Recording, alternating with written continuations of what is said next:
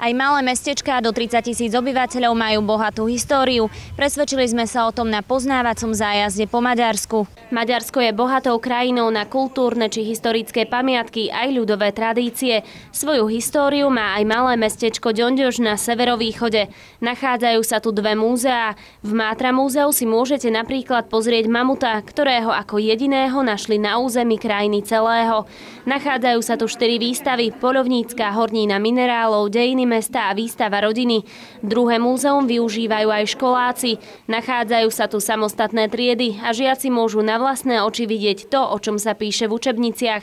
Obidve múzeá sa môžu píšiť aj nádhernou záhradou. Mátra múzeum navštívi ročne približne 80 000 návštevníkov. Z mesta Ďonďoš nemusíte cestovať ďaleko, aby ste si odýchli a zregenerovali sa. V rekreačnej oblasti mesta Miškolc sa nachádzajú jaskinné a liečivé kúpele Miškolta-Polca. Tieto kúpele sú využívané od 16. storočia. Do dnešnej podoby ich upravovali vyše 100 rokov. Vyviera tu krasová voda s teplotou 28 až 31 stupňov. Priaznivé účinky má aj samotný vzduch v jaskyni, ktorý pomáha pri dýchacích problémoch. Kúpele Miškolta-Polca vyhľadávajú najmä ľudia s poruchami nervového systému, s vysokým krvným tlakom alebo ľudia po úrazoch. Termálne kúpele v jaskyni pomáhajú pri všetkých týchto problémoch. Liečivé účinky však nemá len voda, ale aj terapie, ktoré kúpele ponúkajú. Obľúbenou je akvaterapia, fyzioterapia, podvodná liečba, bahénne kúpele či soľné terapie. Kúpele Miškolta-Polca navštívia denne počas letnej sezóny až 3 000 ľudí. Prísť do Maďarska bez návštevy Tokajskej vinohradníckej oblasti by hádam ani nemalo význam. Aj keď sa Tokaj nachádza aj na Slovensku, z celkovej rozlohy 5 000 hektárov sa na slovenskej časti nachádza len 450. Víno z Tokaja je jedinečné. Jeho výrobu sme si vyskúšali aj my. Spolu sme oberali.